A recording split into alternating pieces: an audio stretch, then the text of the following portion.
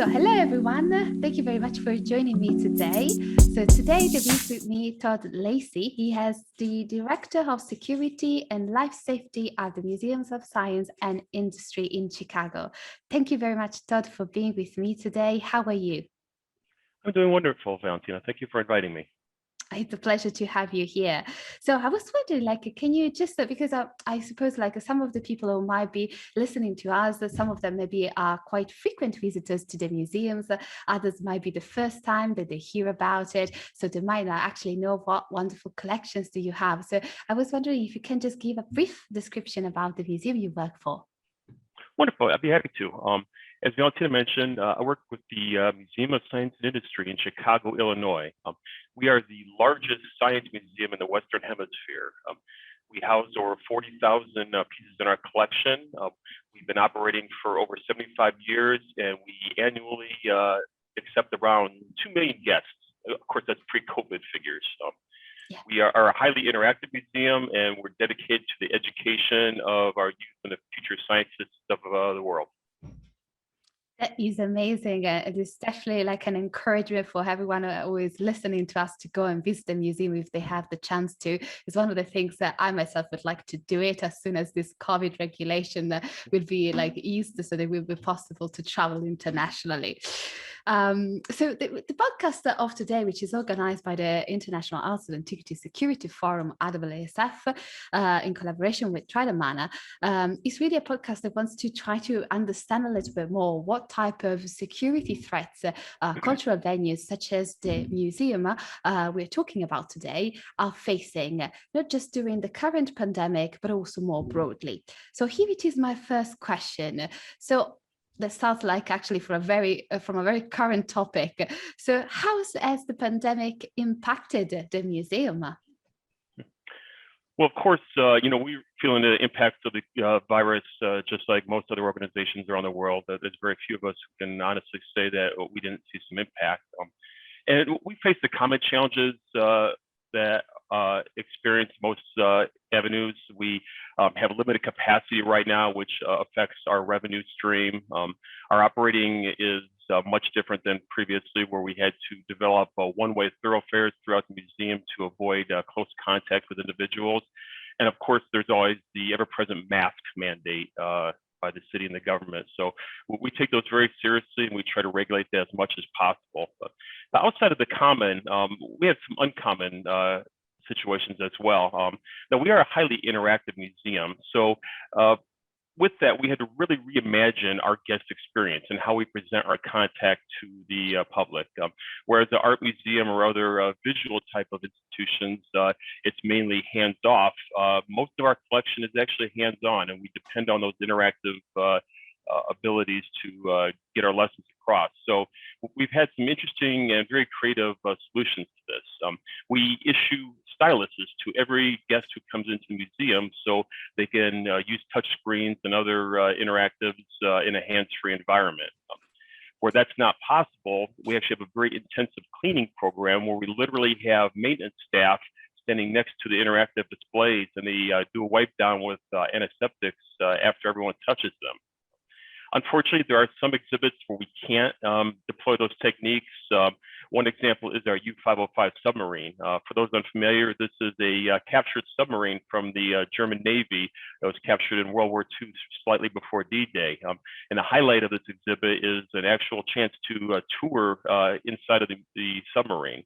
Obviously, with tight confines, we cannot allow that, but we have developed a virtual tour where one of our educators walks through the submarine with a video camera, and we have real-time conversations, both via text and voice, with our guests.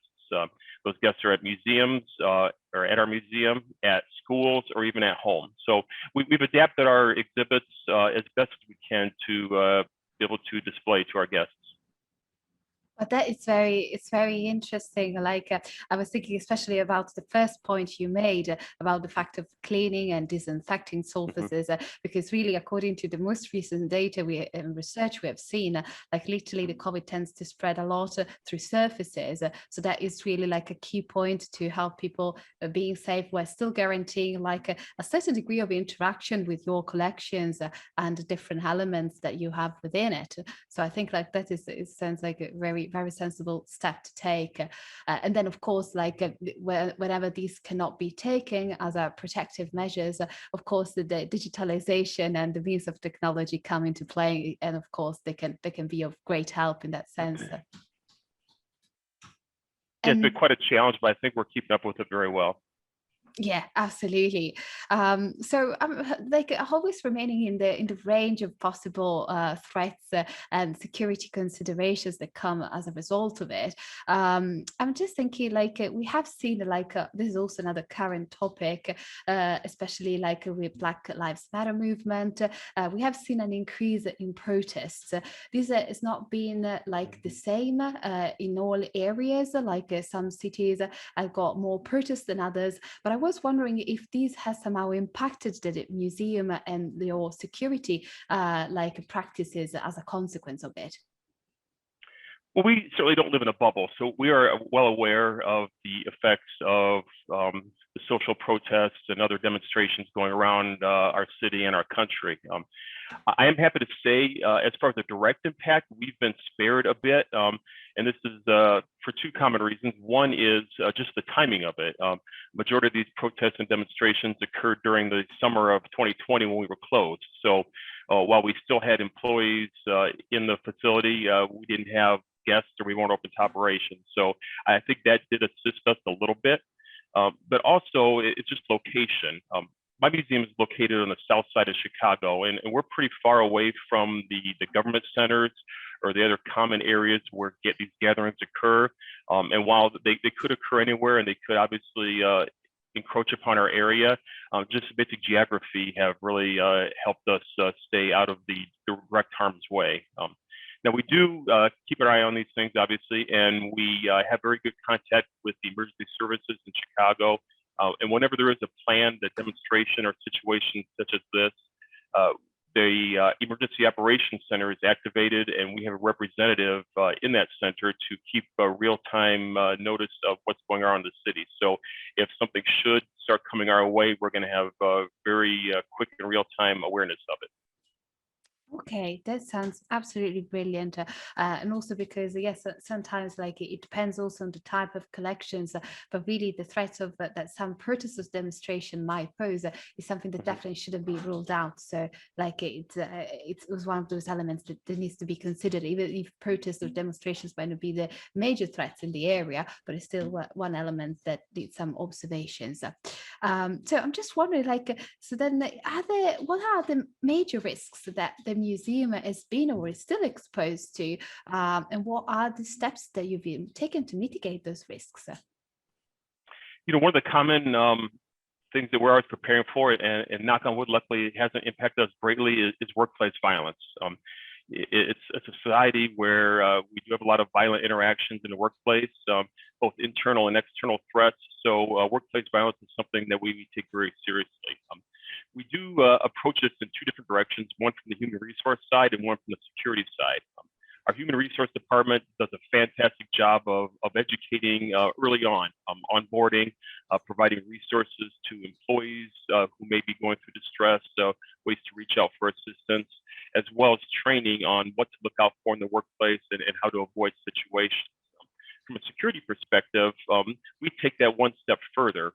We do train on recognition techniques, both for internal and external violence issues, ways to possibly predict adverse behavior before it occurs.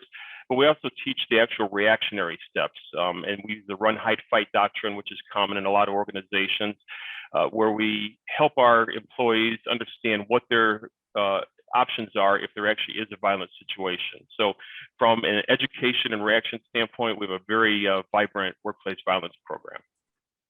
I think that's probably one of the major risks that we are always aware of. That is it's very interesting, and unfortunately, it's not something that I've seen implemented in many cultural venues as instead it should be, because sometimes like you have like lots of pressure that comes from your work. So the last thing you want is that to be exposed to additional issues caused by a work environment that is not friendly, is not inclusive, and where you might be experiencing some episodes of workplace violence. So that is definitely something you want to be prepared for. And then, of course, workplace violence doesn't just come from the internal work environment, but as you were rightly pointing out, it can come from external sources. So it's good to be able to look at different, to be able to identify different behaviors and know also how to deal with that. So I'm just wondering, in this regards, I guess you do have also quite robust policies, internal policies on how to behave, and also like if you spot some cases of workplace violence, for example, like how to report one of these episodes if it occurs, something like that. Yeah, we have a very strict policy on what's allowed in the workplace, what's not allowed in the workplace, mostly from an internal perspective. And risk identification is really the key to our training. Our employees all go through an annual training regimen on how to identify potential situations that could become violent and how to report it and seek help. Obviously, if there's a violent act occurring, it's a little more real time and it's easier to react. But whenever there is a suspicious situation, our employees do have a line of communication they go through from their supervisor all the way to our security team on how to solicit help when a situation could occur. Well, that is it's really interesting because again, and the other thing that sometimes I've noticed is that organizations they do have policies, but because these are not shared broadly, so actually the staff is not aware of what the procedures are. If there are some episodes of workplace violence, or if there are other challenges or issues, sometimes they are stuck in this difficult position where they don't know exactly what the best course of action is.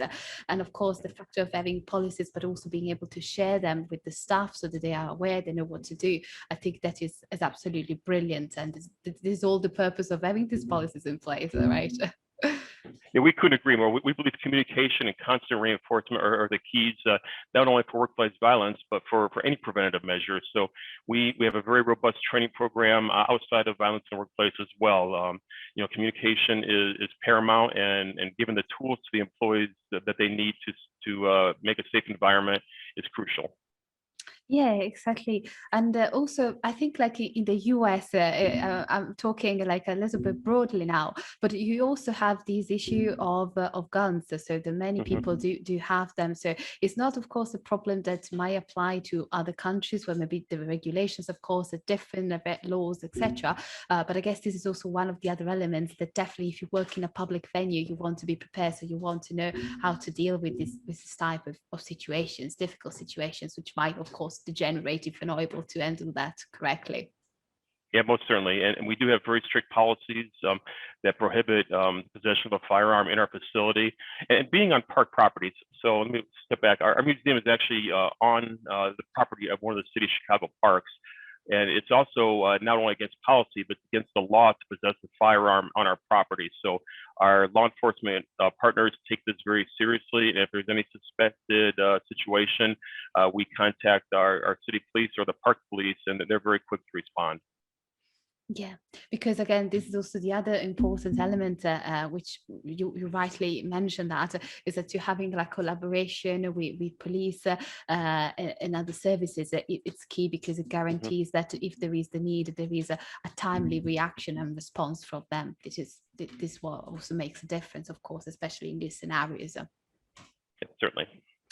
And I'm also like, I'm going back to one thing that you mentioned before, the factor of having events online. So that, of course, like there is now like the issue of more events well, it's not really an issue, but let's say it's one of the elements to consider. So with more events online, you also want to look and increase like the type of security that you have for what concern possible cyber attacks as well.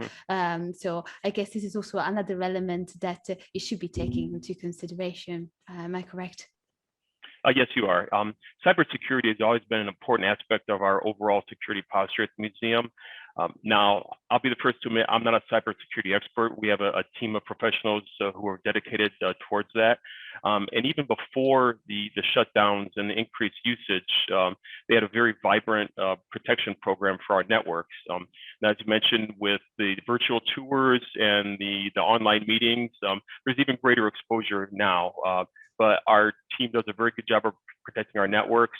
Again, I'm not an expert, but I can tell you from firsthand experience, the level of encryption and password protection I need to go through just for common daily tasks, I'm very confident that our networks are safe.